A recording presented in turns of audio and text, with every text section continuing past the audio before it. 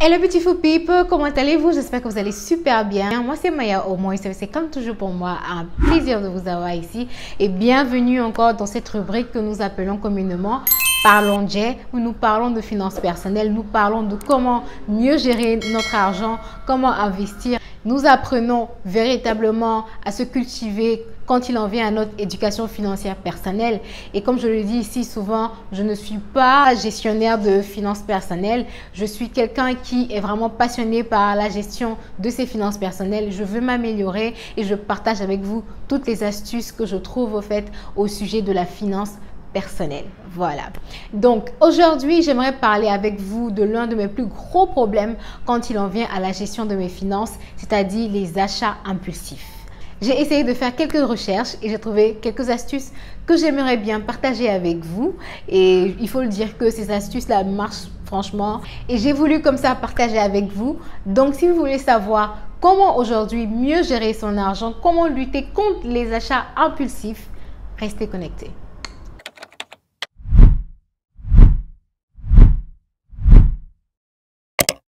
Alors les amis, nous allons commencer la vidéo avec une définition de ce qu'on appelle achat impulsif. Alors j'ai fait une petite recherche pour nous donner une définition. D'après Wikipédia, l'achat impulsif ou l'achat d'impulsion est une décision d'achat non planifiée d'un produit ou d'un service avant paiement.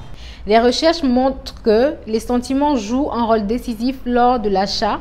Par exemple, un coup de cœur sur un article en particulier et la vue de messages promotionnels.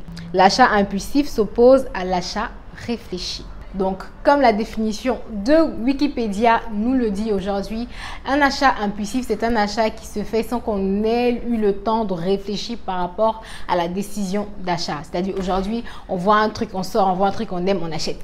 Voilà, tout de suite. Sans avoir aussi planifié cette dépense-là, alors qu'on avait dit ici dans les vidéos précédentes qu'il fallait planifier, il fallait budgétiser ces dépenses. Mais aujourd'hui, quand on fait l'audit de ces dépenses, c'est-à-dire quand en fin de mois, on a essayé de noter tout ce qu'on a dépensé, on se rend compte qu'il y a une bonne partie, en tout cas pour ma part, je me suis rendu compte qu'il y a une bonne partie de mes dépenses qui est liée à tout ce qu'on appelle achat impulsif, des choses que je n'avais pas prévu forcément d'acheter et que j'ai acheté. Et je sais qu'il y a beaucoup de personnes qui vont se retrouver dans cela. C'est comme des vers là qui viennent et qui détruisent la structure de nos finances parce que c'est des petites dépenses ça et là qu'on n'a pas forcément, qu'on ne regarde pas forcément au fait. Mais le 1000 francs, le 2000, le 5000, le 10 000 qu'on sort, finalement, on peut se retrouver en un gros poste qui déséquilibre, on va dire ainsi, notre planification ou qui déséquilibre notre budget. Donc, comment lutter au fait contre ces achats impulsifs? Donc, aujourd'hui, j'ai décidé de parler d'astuces contre les achats impulsifs. Et ces astuces-là, je les ai catégorisées en deux parties. Voilà, on a deux catégories qui sont des astuces psychologiques et les astuces pratiques. Donc nous allons commencer bien entendu avec les astuces psychologiques. Alors, en termes d'astuces psychologiques, la première des choses, c'est de parler de maîtrise de soi. Et la maîtrise de soi, je dis souvent, va avec la connaissance de soi. Quand on se connaît, quand on connaît nos faiblesses, on peut pouvoir travailler sur ces faiblesses-là afin de pouvoir mieux, on va dire, les canaliser. Voilà. Donc aujourd'hui, il faut connaître ses faiblesses. Il faut savoir que quand j'ai de l'argent et que je passe devant un magasin où il y a vraiment de jolies choses, j'ai du mal à me retenir. Et donc, quelqu'un qui arrive déjà à mettre la main sur là où ça fait mal, sur ses faiblesses, pourra mieux se maîtriser. Donc, la maîtrise de soi, la maîtrise de ses émotions, c'est de pouvoir aujourd'hui mettre en place un mécanisme qui va vous permettre d'éviter des tentations. Voilà. Donc, aujourd'hui, c'est pas forcément, on va dire, résister, mais c'est vraiment éviter de tomber dans les tentations. Même dans la Bible, on dit fuyez la tentation. Donc, c'est pour dire qu'il y a certaines choses où quand on se connaît, on sait qu'on ne peut pas résister. Donc, quand tu sais que tu ne peux pas résister à l'achat de, je sais pas, d'une très belle paire de chaussures ou d'un très beau sac parce que tu es passé devant, tu sais que tu as de l'argent en poche, ça te démange, tu as envie d'acheter, il faut fuir ces tentations. Et mon deuxième point qui découle de la maîtrise de soi, c'est de comprendre aujourd'hui que les désirs du cœur évoluent plus vite que votre capacité à gagner de l'argent. Je répète encore, les désirs de vos cœurs, de nos cœurs, voilà, les désirs de nos cœurs évoluent plus vite que notre capacité à gagner de l'argent. Et comment je l'explique, c'est qu'aujourd'hui, il y a un philosophe très connu qui a dit que quoi? Qui a dit que l'homme est un animal de désir. C'est-à-dire aujourd'hui, quand on a quelque chose, on ne se contente pas de ce qu'on a forcément. On veut immédiatement la chose suivante.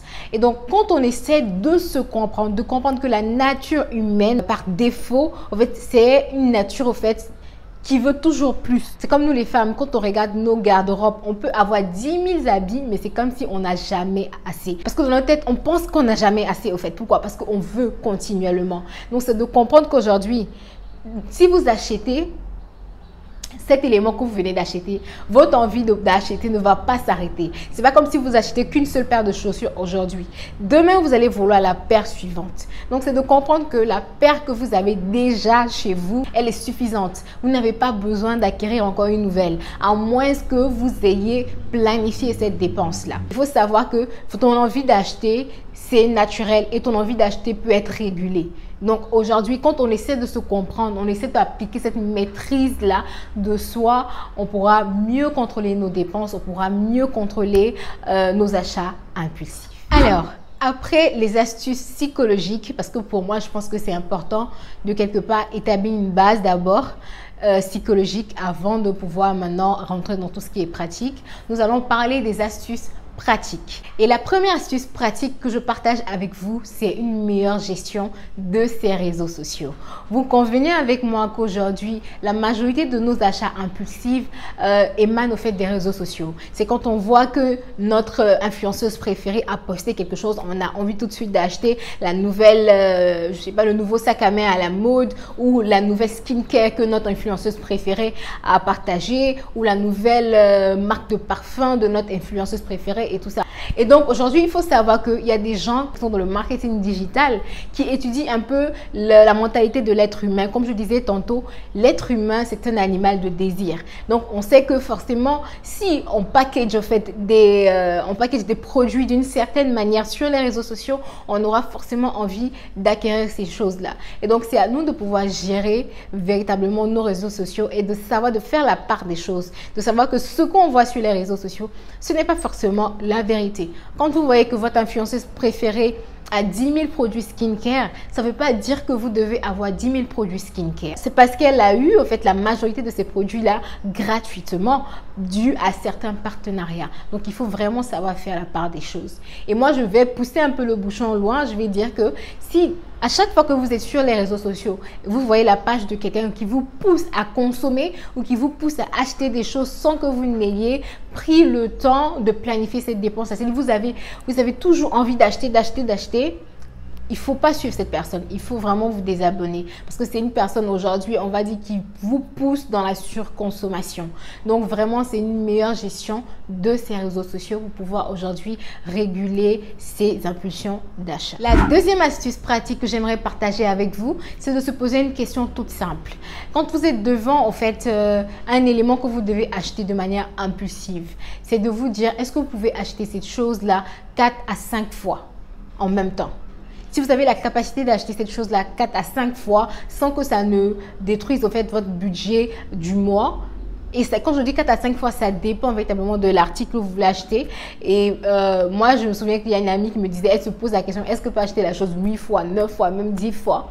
Si vous pouvez le faire, alors vous pouvez aujourd'hui en fait procéder avec votre décision d'achat. Mais si vous n'avez pas la capacité d'acheter cette chose-là plusieurs fois, il faut vraiment retarder l'achat. Donc, je me dis que c'est vraiment important de se poser des questions. Quand vous êtes devant des nouvelles paires de chaussures que vous aimez, vous avez eu un coup de cœur, vous êtes passé peut-être devant une vitrine, vous avez eu un coup de cœur, vous n'avez pas planifié forcément l'achat de ces chaussures-là, posez-vous la question, est-ce que je peux acheter cette chaussure-là 4 à 5 fois sans que ça n'affecte mon budget? Et si oui, donc allez-y. Sinon, retardez. Alors, ma prochaine astuce, c'est de retarder vos achats. Quand je dis retarder vos achats, je parle de aujourd'hui, quand vous avez l'envie d'acquérir quelque chose, c'est de choisir ce que vous avez envie d'acquérir et d'attendre 1 à 2 semaines, moi je dis même 2 semaines avant de continuer avec le processus d'achat. Je vous donne un exemple. Si vous avez, je sais pas, sur une page, par exemple, vu un produit que vous aimez bien, je vais dire la skincare ou bien, je dis même un vêtement que vous aimez bien, vous pouvez mettre ce vêtement-là ou ce produit skincare-là dans votre panier et vous attendez. Attendez 1 semaine, 2 semaines et revenez sur le panier et regardez, vous allez voir que tout ce que vous avez sélectionné, vous n'avez pas forcément envie d'acheter. Moi, je me souviens, je faisais ça avec Shein et jusqu'à aujourd'hui, j'ai jamais acheté sur Shein. Pourquoi?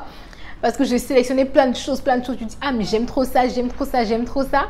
Et finalement, quand je laisse le panier, j'attends 1 à 2 semaines, je reviens, je regarde tout ce que j'ai sélectionné. Je dis, mais j'ai pas besoin de ça, au fait. J'ai vraiment pas besoin de ça. Donc, quand vous sélectionnez dans le panier et que vous attendez après avant de pouvoir régler, vous allez comprendre que vous n'avez pas forcément besoin de ce que vous avez choisi. Alors, ma dernière astuce, quand il en vient à comment lutter contre les achats impulsifs, intervient plutôt quand vous allez faire les courses, par exemple.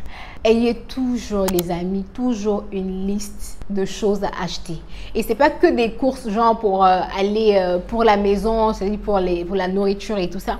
Je dis n'importe quoi. Même si vous voulez faire du shopping, aujourd'hui, vous avez besoin de quoi? Vous avez besoin d'un pantalon, vous avez besoin d'une robe, d'une jupe, d'un haut. Notez ce dont vous avez besoin. Et quand vous partez, utilisez, regardez la liste que vous avez faite et respectez cette liste-là. Si vous avez dit que quand vous sortiez, vous allez aujourd'hui acheter une robe, achetez une robe. 2 pantalons, 2 pantalons. Un haut, un haut. Et c'est tout.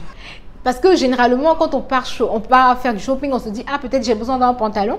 Mais quand on arrive dans le magasin et qu'on voit tout ce qu'on voit, on oublie ce pourquoi on est là. Et des fois même, on n'achète pas ce pourquoi on est là, on prend autre chose. Donc, faites des listes, c'est super important afin de pouvoir régler ou réguler un tant soit peu vos achats impulsifs. Alors les amis, c'est tout pour la vidéo d'aujourd'hui. J'espère que vous l'avez apprécié. Et si oui, n'oubliez pas de me lâcher un huge thumbs up. Donc, n'oublions pas nos objectifs financiers. Essayons de lutter contre les achats compulsifs. Et donc, voilà, c'est tout pour la vidéo aujourd'hui. Et n'hésitez pas à me dire si vous avez d'autres astuces sur comment lutter contre les achats impulsifs. Laissez ces astuces-là dans la barre de commentaires.